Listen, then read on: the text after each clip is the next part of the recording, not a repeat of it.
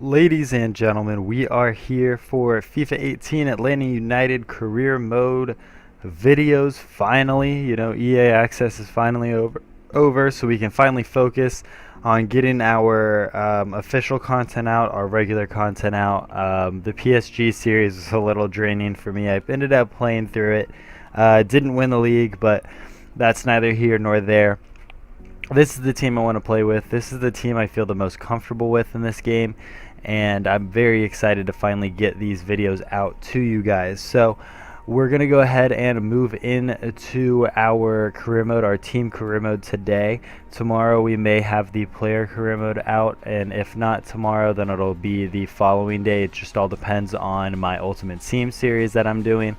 I do have a few videos of that already recorded as well, so I'm going to have videos coming out for you guys, career mode, ultimate team, player career mode, all this stuff coming right at you. So we're going to start off in a preseason tournament. I wanted to show you guys the objectives for this season. Nothing too crazy. Really, the only two things they care about is we need to reach the final in the playoffs, and we need a little bit of brand exposure over the next couple of years. So with that being said, this isn't going to be too hard of a season, I don't think. I'm really confident with the team. There's only a couple teams in the MLS I'm really worried about, and worst comes to worst, if we end up dropping points here and there, it's kind of expected. Nobody really goes undefeated. So with that being said, if you guys saw my last video, I uploaded a video about financials for the team in career mode, and what players have buyout clauses, what players are on 1-year contracts versus 3 or 4-year contracts. If you guys didn't see that, definitely make sure you go check that out.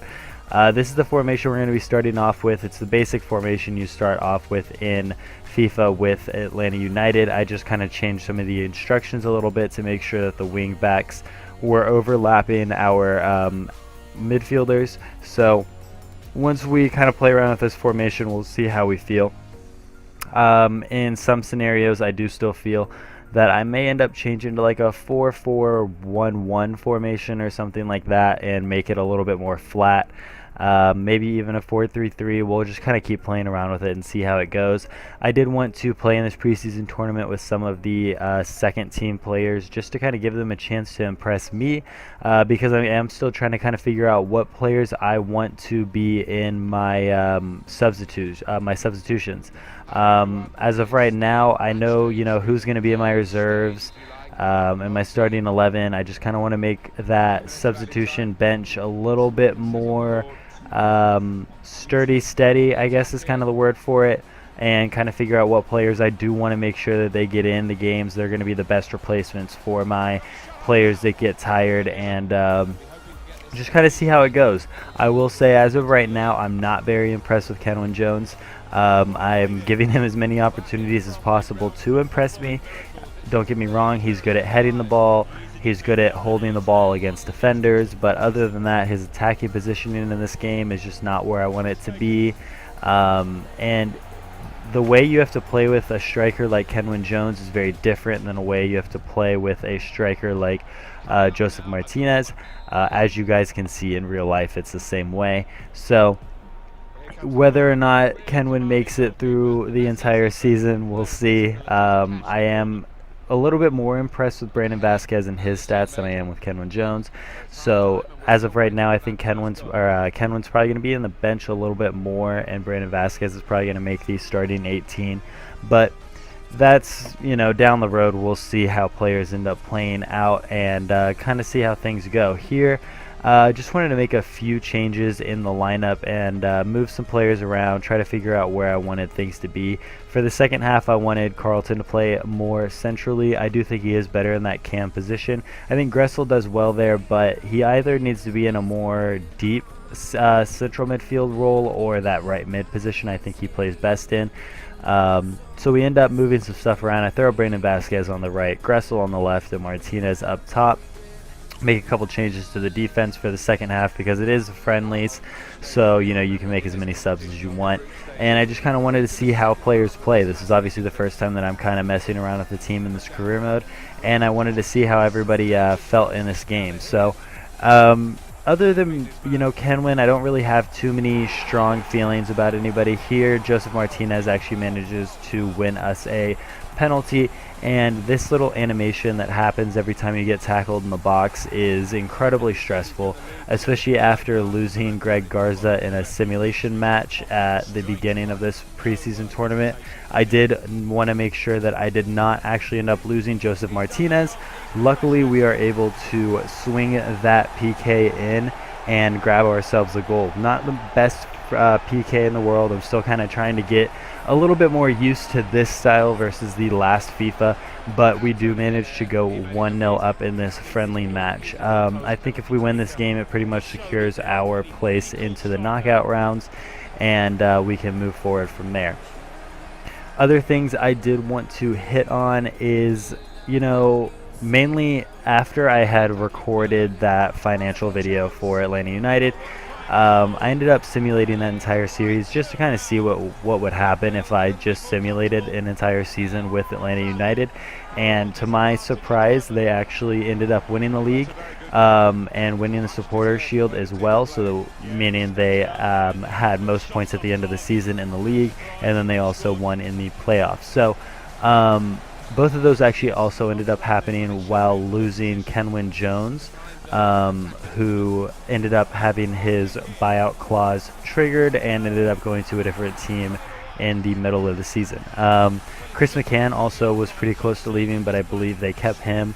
But Kenwin ended up being the only player going out, and when you simulate, they don't buy players either. So ended up losing a player, but managed to continue on and win the league.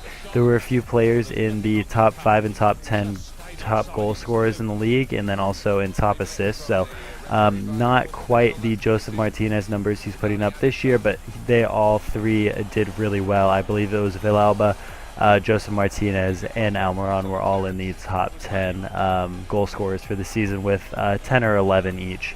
So really impressive to see, and definitely makes me feel better about, maybe while we get into the season, second half of the season, I might simulate some games here and there. Probably not, but it is good to know that if for some reason I need to, the team is very capable of winning, and that's not really that surprising to me, especially considering the board does expect me to win the league in my first season, and our first season altogether, obviously. So I do have the transfer window available first chance we get. Sadly, that is not at the beginning of this season. That is going to be at the halfway point whenever the transfer window opens for the entire world, basically.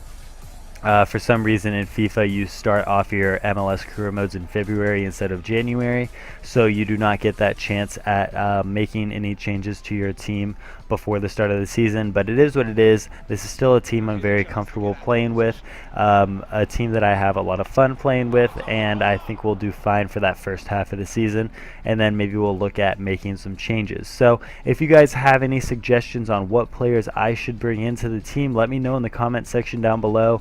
I have a few players from the MLS and from South America and all over the world that I have an eye on that I'm going to end up trying to kind of bring into the team.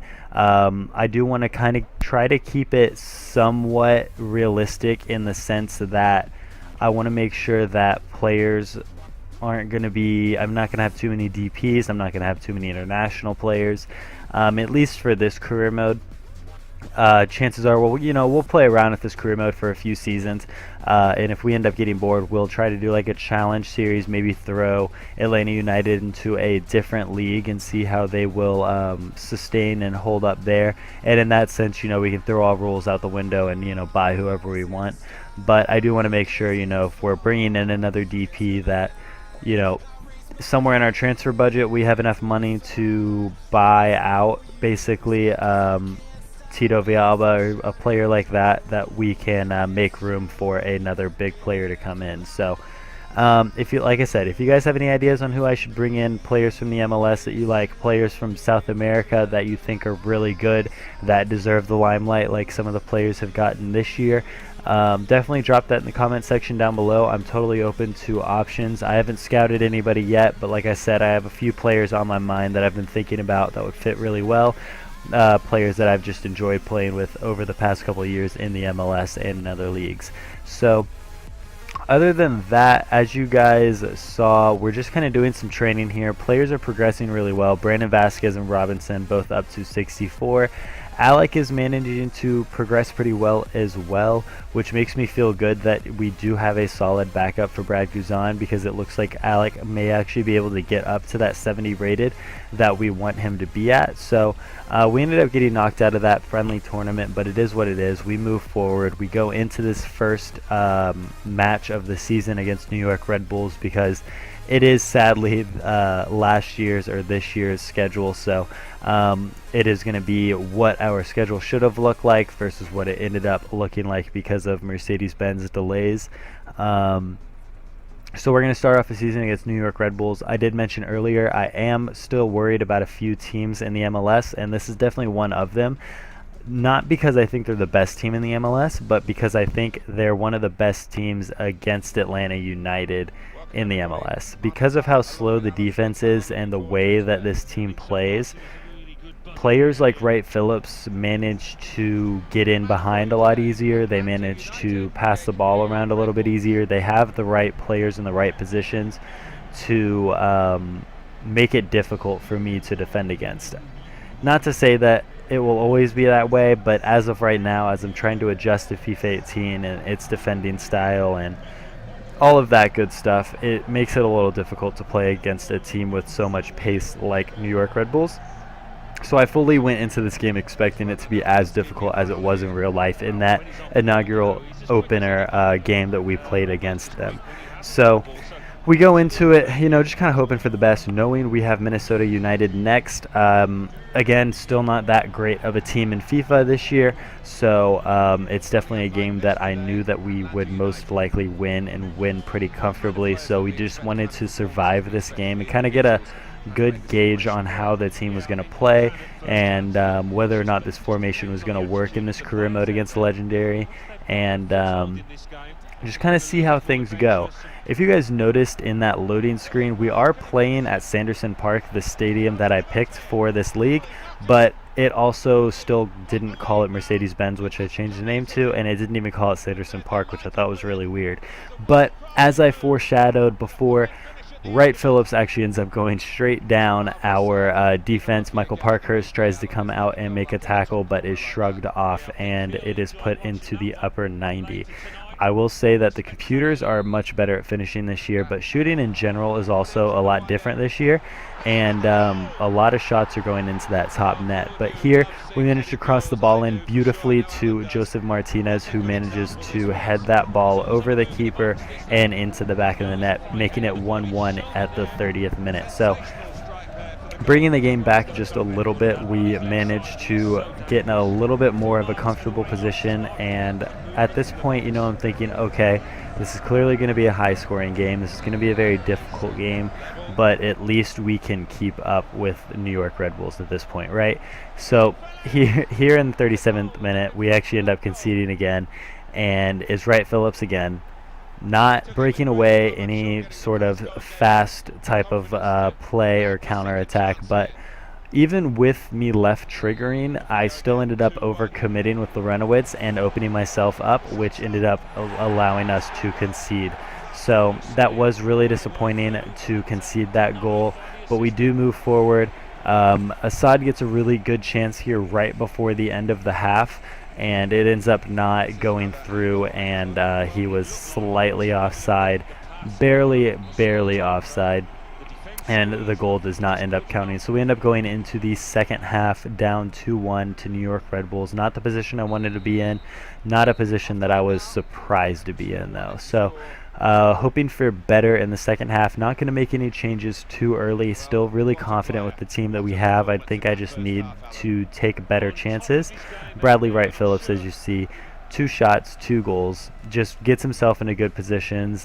Legendary is still kind of like how it was in previous FIFAs, where you're going to end up playing and they're not going to take too many chances, but they're going to always take the right chances. And here, another opportunity where we ended up holding our defense in the wrong position. A perfect through ball ends up going through to Royer, and Royer, I can't remember how to pronounce it. he ends up just busting through our defense and scoring another goal. And here we managed to get a little bit of a cheesy goal, but it makes me feel a little bit better because of, you know, the 3 goals we've already conceded to New York. It brings us back into the game at 3-2 and gives us an opportunity to attempt to make a comeback in this game. So a lot to fight for still in the game, a lot to play for, and possibly still can get this game back to at least a draw, if not a win. Here, though, in the 65th minute, we managed to play the ball around again, just trying to find the right positions, and Mickey manages to get that ball on his left foot and finesse it and slot it right down to that bottom left corner. And we managed to bring the game back 3-3 in really quick fashion. This is only 3 minutes after Joseph Martinez scores his brace, and Almiron manages to get himself into a good position. So a lot of opportunities coming fast and heavy near the end of this game, and I knew somehow, some way, this game was not going to stay 3-3, and I was just hoping that I would be able to grab the goal before they did. Here in the 79th minute, they managed to just make a really good cross, and I believe that is Wright Phillips one more time that manages to just find himself on the right side of the ball and manages to just knock the ball in. Brad didn't have the best game, but also they really weren't goals that he could have stopped. They were really good shots, they were really good opportunities, and I couldn't really be mad about the fact that I had conceded 4 goals and blame that on Brad. I think that was more just my ability at defense. Here in the 90th minute, we had a few more opportunities near the end of the game, but nothing ended up working out for us, and we end up dropping all 3 points to New York Red Bulls on opening day and starting the season off with 0 points. So again, we have Minnesota United next in this career mode, and I'm just at this point hoping that we can have something go for us in this next game. We're going to go back with the same lineup. I didn't think any changes needed to be made. I'm going to let Anton play again at right back before I end up trying to make some changes with Mears. As of right now, I'm still pretty comfortable with Anton there.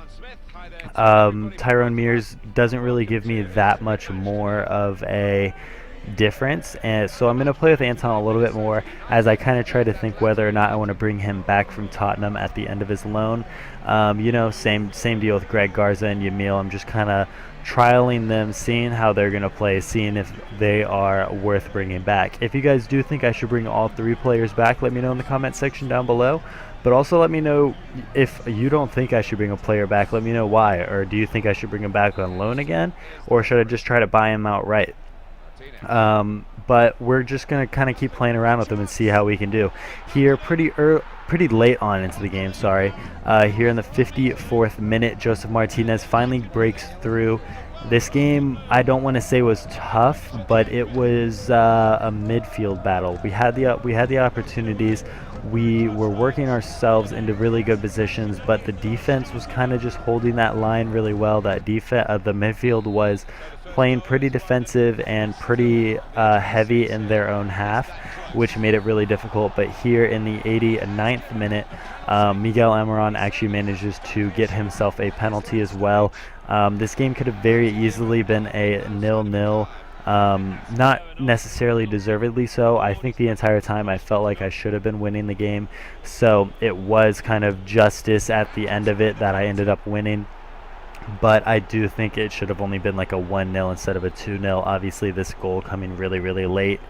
Miggy probably would have scored from that position regardless, but just by the way the game was going, I wasn't playing nearly as strong as I thought I should have been against a weaker Minnesota United team. So hopefully in the next episode we can put up better numbers and more goals against better teams and kind of get on a little bit of a streak further on into the season. So that is going to be the end of that game and the end of this episode. This is just going to kind of close out. I'll show you guys the stats for the end of this game. Like I said, if you guys have any suggestions for this career mode on what you guys want to see and what players you want to see, let me know in the comment section down below. Let me know what players you want to see come back on loan, or do you want me to buy them out, or should I just let them leave?